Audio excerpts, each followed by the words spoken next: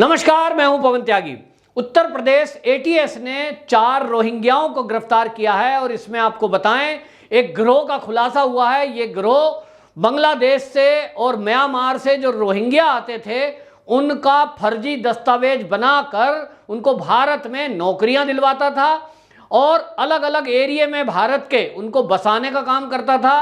उनकी जो महिलाएं होती थी उसको मलेशिया भेज दिया या दुनिया के और कई देशों में उनको भेजकर बाकायदा मानव तस्करी कर रहे थे। और इसी में आपको बताएं मेरठ से हाफिज शरीफ नाम का एक व्यक्ति पकड़ा है जो ये पूरा गिरोह चला रहा था। आप मामले की गंभीरता देखिए कि नकली दस्तावेजों के आधार पर ये पासपोर्ट तक भी बनवा लेता था। अब ये भी चीज खुलासा हो रही है कि जो रोहिंग्या हैं और घुसपैठिए हैं उनका अगर भारत में आकर फर्जी दस्तावेजों से पासपोर्ट बन रहा है तो ये भी एक चिंता का विषय है कि भारत के पासपोर्ट सिस्टम में कहीं ना कहीं इन रोहिंग्याओं ने सेंध लगा दी है। इससे ये बहुत बड़ा खुलासा एटीएस ने किया है। जो एडीजी हैं प्रशांत कुमार यूपी पुलिस के, उन्होंने बाकायदा ये खुलासा किया और उन्होंने कहा कि ये जो लोग हैं ये पूरा गिरोह इस काम में लगा हुआ था कि जो बांग्लादेश से म्यांमार से रोहिंग्या बांग्लादेश से क्रॉस करके और पश्चिम बंगाल की सीमा में एंट्री करते थे और पश्चिम बंगाल में आने के बाद इनको वहां कुछ दिन रखा जाता था। और वहां जैसा कि हम देख रहे हैं कि वहां की ममता बनर्जी की सरकार पिछले 10 साल से इन रोहिंग्या और बांग्लादेशियों को मदद कर रही है, इनको शेल्टर कर रही है और इनके सारे दस्तावेज बनाना, नौकरी मिलना, इनको राशन सरकारी फ्री में देना, इनको मदरसे में बच्चों को फ्री पढ़ाना, ये सारी फैसिलिटी पश्चिम बंगाल में इन लोगों को मिल रही थी। उसके बाद ये फर्जी दस्तावेज सारे वहीं तैयार होते थे और उसके बाद ये जो गिरोह है, जो हाफिज शरीफ नाम का व्यक्ति है, फिर ये सक्रिय होता था और पैसे लेकर इन लोगों को नौकरी तक भी लगवा देता था। भाई पैसे लगेंगे तो ये गिरोह पूरा नौकरियां इनकी लगवाता था पैसे लेने की एवज में और इनको सारी फैसिलिटी मिलती थी। और हमने देखा कि पश्चिम बंगाल सरकार के अलावा हमने दिल्ली में भी देखा कि दिल्ली में केजरीवाल सरकार के एक मंत्री खुलेआम इन रोहिंग्याओं के कैंप में खड़े होकर कहते हैं कि हम इनको बिजली का कनेक्शन देंगे, हम इनको पानी भी देंगे और हम इनको सारी फैसिलिटी देंगे। अब ये जो राजनीतिक दल हैं इन सबको ये सुविधाएं क्यों दे रहे हैं? आखिरकार आपके मन में ये आता होगा और आना चाहिए। तो आपने देखा कि अभी पश्चिम बंगाल के हाल ही में चुनाव हुए हैं और वो जो चुनाव हुए हैं उसका जो रिजल्ट आया है वैसा रिजल्ट नहीं आया जैसा भारतीय जनता पार्टी सोच रही थी। भारतीय जनता पार्टी का अपना एक आकलन था और वो आकलन ये था कि वो 200 प्लस सीटों को लेकर अपनी सरकार पश्चिम बंगाल में बनाएगी, लेकिन ऐसा हुआ नहीं। और इसका अगर एनालिसिस भाजपा ने किया तो ये पाया है कि बहुत बड़ी संख्या में ये जो रोहिंग्या और बांग्लादेशी ये पश्चिम बंगाल में घुसे हुए हैं, ये हर लगभग क्षेत्र में फैले हुए हैं। कोई कच्चे मकान बनाकर रह रहा है, कोई झुग्गी बनाकर रह रहा है और जिसकी नौकरी लगती जा रही है फिर वो अमीर बनता जा रहा है और आम समाज के बीच में रह रहा है।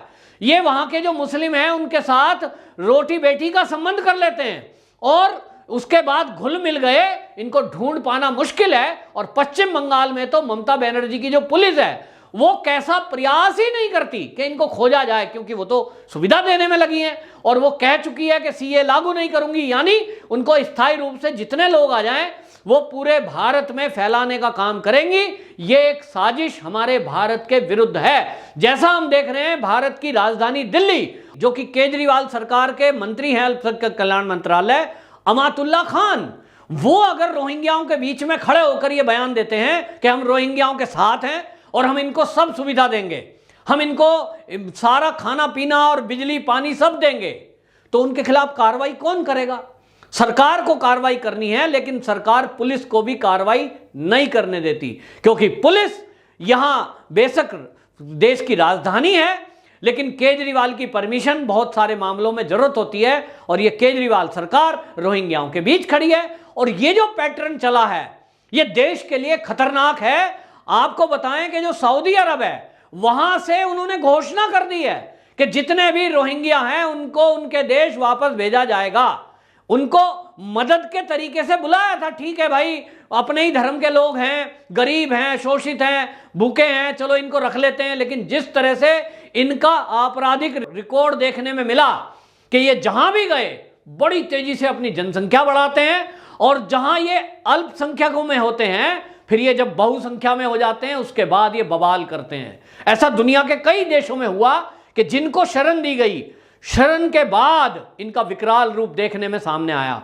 तो सऊदी अरब ने तो इनके खिलाफ कार्रवाई करते हुए यह कह दिया है कि सबको भेजा जाएगा और भेजना शुरू कर दिया है।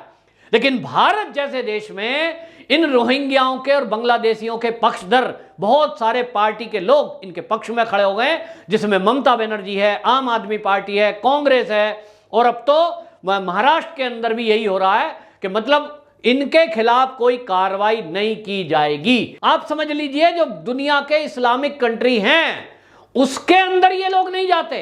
क्या ताज्जुब की बात है कि जो दुनिया के 100 से अधिक इस्लामिक देश दुनिया में हैं, वो शरण लेने के लिए जाएं तो वहां जाएं, लेकिन वहां नहीं जाएंगे, इनको भारत ही आना है। क्यों?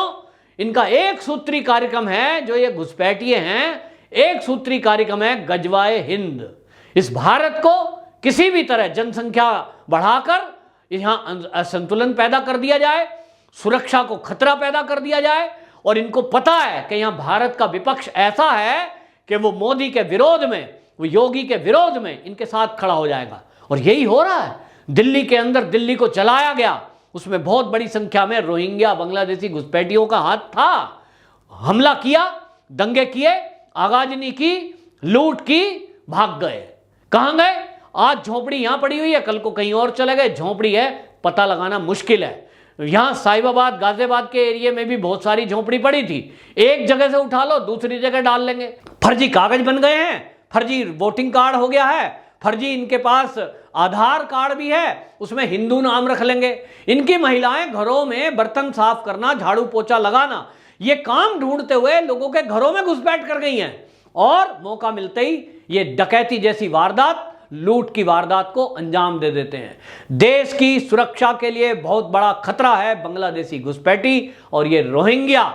लेकिन इनके खिलाफ अगर कोई कार्रवाई हो रही है तो वो केवल और केवल उत्तर प्रदेश में हो रही है। योगी सरकार इनके प्रति सख्त है, लेकिन सवाल ये उठ रहा है कि जब इन लोगों ने पासपोर्ट तक भी नकली बना लिए, इनके पास आधार कार्ड नकली है, इनका वोटर कार्ड बन चुका, जैसा कि गिरोह का खुलासा हुआ है, ये जो शरीफ पकड़ा है, तो ऐसे में पुलिस अगर आइडेंटिफाई करेगी तो कैसे? एक बहुत बड़ी चुनौती है। मतलब क्या देखेगी? पुलिस जाएगी, बताओ भाई अपना आईडी दिखाओ, दिखाएंगे कि ये है साहब हमारा आधार कार्ड, ये हमारे पास पैन कार्ड, ये हमारा पास वोटर कार्ड।